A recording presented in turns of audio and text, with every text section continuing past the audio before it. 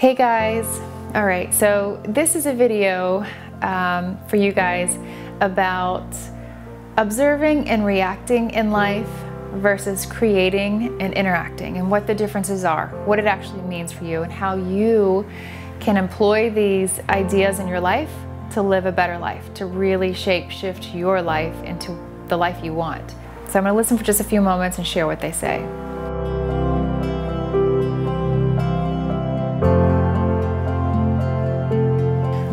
When we are observing and reacting, observing what's happening around us and then reacting to that, we have arrested development. He's saying arrested development. He keeps saying that over and over and showing like having our hands behind our backs, you know, like arrested. We're not creative anymore. Our creativity has been arrested through the process of observing and reacting. If you're just observing and reacting, there's no interaction, there's no movable creativity, there's nothing moving in that space. It's a very stationary, stagnant picture. And the space of actual life, you know, that's death. He's showing that's death, my guide. And he's saying, so when we go into like life, when we look at living and living alive, being alive, is contributing, it's interacting as you create. You're alive in that space. You are alive in the interacting and creative space. So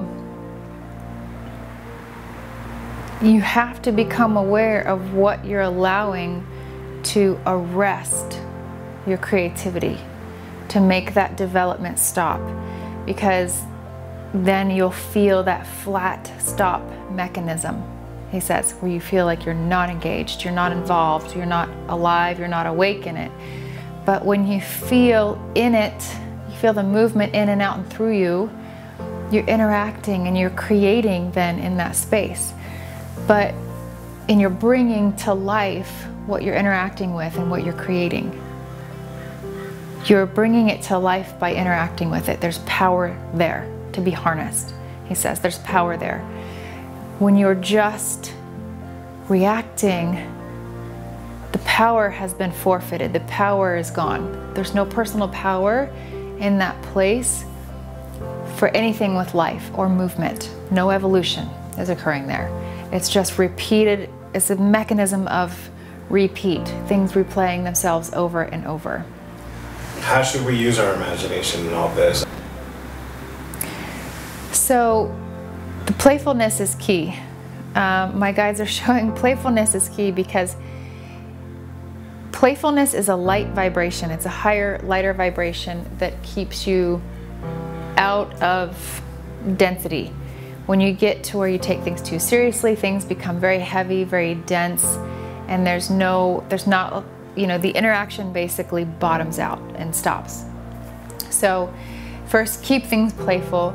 And in that playfulness, you know, playfulness is needed to allow your imagination to expand. Because if you get too serious with it, then you're going to begin to ask yourself, is it believable? If you say no, then of course you're limiting yourself. You're limiting your imagination.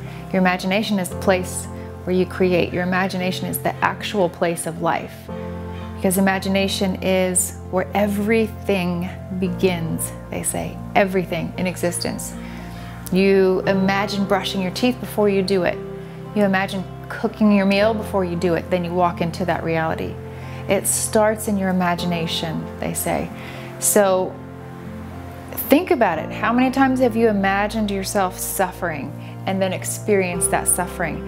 How many times have you imagined yourself having a pleasurable experience and then you walk into that experience? So ask yourself, they say, ask yourself what creates the difference in what you experience. Are you focused on what you don't want, resistance, or are you giving that as much energy to creating and moving in the picture of what you do want? You've become a master at what you don't want. You have lived it, breathed it, exercised every angle of what that picture means to you. so now it's time to shift your focus, and that's what keeps you bonded. My guides are saying, like, that's what keeps you bonded to that reality.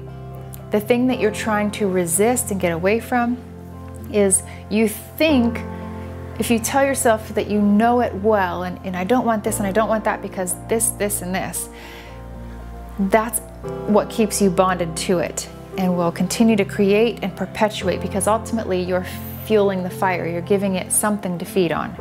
You're giving it life. So you have to shift your focus and your awareness on what you do want. Have you mastered that picture as well as you've mastered the picture of what you don't want? I bet you haven't. Have you spent as much time? Why? Why haven't we spent as much time on what we want as the time we've spent on what we don't want? Because we seem to think it's not as believable. We seem to think it's not as, we can't accept it because it's a little bit harder to believe because it's successful and there's achievements there and goals met. And in that space in between is where we've placed the barriers of time and space. The barriers of time, that it takes so much time to achieve that, and it takes, and that's where hierarchy comes in, something valuable or important to achieve that. So again, we have a hard time accepting the picture of what we want, spending time there creating that and allowing ourselves to be a part of that reality because of these self-imposed barriers. We have excuses as to why it wouldn't work.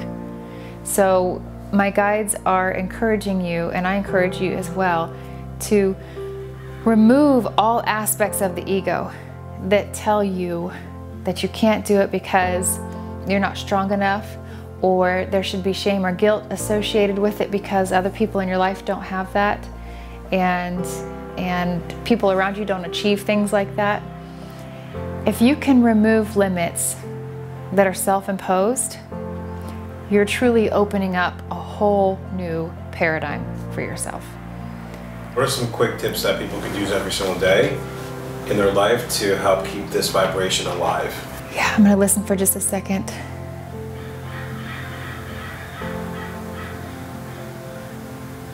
Well, the first thing my guides are showing, for you to become aware, having the awareness is key. The awareness of if you're reacting to what you're observing, or if you're creating. There's one surefire thing that's going to tell you the difference every single time, and that's by the way you feel. If you're just reacting, there's a stop mechanism. There's a heaviness.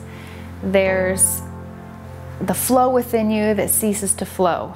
But when you're in the creating and interacting mechanism of life and living, you feel the flow, you feel the continuum within you. There's a synergy with you and everything around you. So listen to how you feel. That's the first tip. Listen to how you feel. If you're feeling heavy and disconnected, it's because you're observing and reacting. If you're feeling light and free-flowing and inspired, it's because you're creating and interacting. There's a huge difference. Another tip is, if there's one thing you can do for yourself, it's to be intentional, be aligned, set your intentions and align with them, and that is the space of creating and interacting. So declare what you want, set an intention, align with it, and don't look back. Make up your mind and stick with it. I hope that this video inspires you to do that. I truly hope that this message inspires you to look at how you're creating and interacting with your creation. Let it have its life in you. Let it come to life through you. You've mastered the picture of what you don't want, so it's time to master the picture of what you do want. Make up your mind and stick with it.